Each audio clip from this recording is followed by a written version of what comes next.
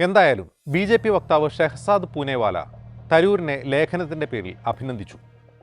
അപകടകാരിയായ കളിക്കാരൻ എന്നാണ് സ്വന്തം പാർട്ടിയെ വിമർശിക്കുന്ന തരൂരിനെ പൂനെവാല വിശേഷിപ്പിച്ചത്. തരൂരിന്റെ വിമർശനങ്ങൾ പലതും പരോക്ഷമാണെങ്കിലും അദ്ദേഹം ആ വിമർശനം ഉയർത്തുന്ന രാഷ്ട്രീയ സാഹചര്യങ്ങളാണ് അതിൻ്റെ മൂർച്ച കൂട്ടുന്നത്.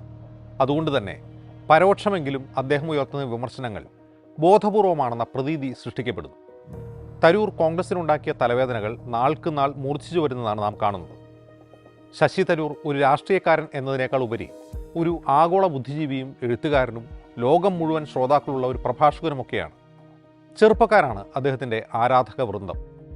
ലോകത്തെവിടെയും രാഷ്ട്രീയക്കാർക്കില്ലാത്ത പല ഗുണങ്ങളും അദ്ദേഹത്തിനുണ്ട്. പാണ്ഡിത്യവും വാഗ്മിത്വവും ഒരേ സമയം രാഷ്ട്രീയക്കാരിൽ സമ്മേളിക്കാറില്ലല്ലോ. ട്വിറ്ററിൽ അക്കൗണ്ട് തുറന്ന ഇന്ത്യയിലെ ആദ്യത്തെ രാഷ്ട്രീയക്കാരിലൊരാളാണ് അദ്ദേഹം. തന്നെ കേൾക്കാൻ ആഗ്രഹിക്കുന്നവരെവിടെയാണ് എന്ന് അദ്ദേഹത്തിന് അന്നേ അറിയാമായിരുന്നു. സോഷ്യൽ മീഡിയയിൽ അദ്ദേഹത്തിൻ്റെ കണ്ടന്റുകളോട് റിയാക്ട് ചെയ്യുന്നവരെ ശ്രദ്ധിക്കുക. ഭൂരിഭാഗവും 18-നും 30-നും ഇടയിൽ പ്രായമുള്ളവരായിരിക്കും. 2023 യൂത്ത് കി ആവാസ് യുവാക്കൾക്കിടയിൽ നടത്തിയ സർവേയിൽ ഒന്നാമതെത്തിയത് തരൂരായിരുന്നു. ഏത് രാഷ്ട്രീയ നേതാവിനൊപ്പം കാപ്പി കുടിക്കാനാണ് താല്പര്യമെന്നായിരുന്നു അവരുടെ ചോദ്യം. നഗരവാസികളായ എലീറ്റ് ചെറുപ്പക്കാരുടെ മാതൃകാ പുരുഷനാണ് അദ്ദേഹം. ഇത്രയും യോഗ്യതകളുള്ള ഒരാളെ ഇന്ത്യൻ രാഷ്ട്രീയം അർഹിക്കുന്നുണ്ടോ എന്ന ചോദ്യം പ്രസക്തമാണ്.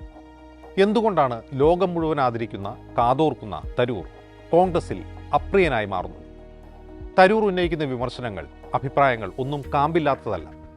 അദ്ദേഹം നുണ പറയുന്നു എന്ന് പോലും ആർക്കും ആരോപണമില്ല. അദ്ദേഹം വർഗീയതയോ ഛിദ്രതയോ ഉണ്ടാക്കുന്ന ഒന്നും പറയുന്നുമില്ല. അവിടെയാണ് തരൂരിൻ്റെ കുശാഗ്ര ബുദ്ധി പതിയിരിക്കുന്നത്.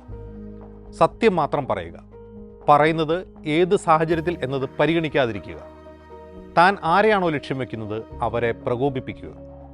ഇതാണ് തരൂരിൻ്റെ സ്ട്രാറ്റജി.